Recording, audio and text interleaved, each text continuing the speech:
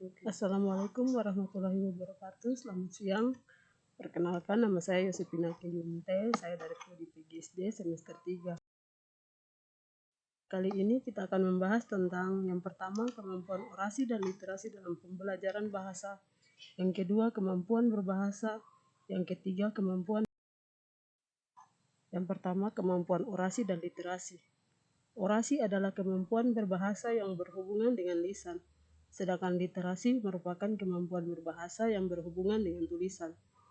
Kemampuan menyimak atau orasi dan kemampuan membaca literasi disebut kemampuan reseptif, yaitu menerima pesan, sedangkan kemampuan berbicara orasi dan kemampuan menulis literasi disebut kemampuan ekspresif, yaitu menghasilkan pesan. Kemampuan berbahasa baik itu menyimak, berbicara, membaca, maupun menulis dilandasi oleh aspek berpikir. Tujuan orasi dan literasi. Yang pertama, tujuan orasi adalah untuk menyampaikan informasi dan gagasan yang berlawanan dengan suatu hal. Sedangkan tujuan literasi, dengan adanya literasi, tingkat pemahaman seseorang dalam mengambil kesimpulan dari informasi yang diterima menjadi lebih baik. Yang kedua, membantu orang berpikir secara kritis. Yang ketiga, membantu meningkatkan pengetahuan masyarakat dengan. Yang kedua yaitu kemampuan berbicara. Kemampuan berbicara ialah kemampuan mengucapkan kata-kata dalam rangka menyampaikan atau menyatakan maksud, ide, gagasan, pikiran, serta perasaan yang disusun dan dikembangkan sesuai dengan kebutuhan penyimak agar apa yang disampaikan dapat dipahami oleh penyimak.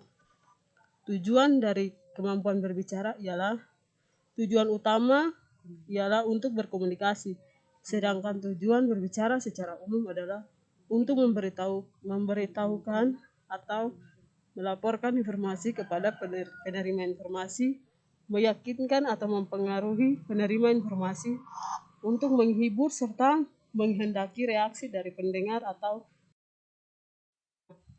Yang ketiga, kemampuan menyimak. Kemampuan menyimak adalah kegiatan mendengarkan secara aktif dan kreatif untuk memperoleh informasi, menangkap isi atau pesan, serta memahami makna komunikasi yang disampaikan secara lisan. Adapun fungsi menyimak, yang pertama menjadi dasar belajar bahasa, yang kedua menjadi dasar pengembang kemampuan bahasa tulis membaca dan menulis, yang ketiga menunjang keterampilan berbahasa lainnya apabila bahasa pembicara sama dengan bahasa penyimak.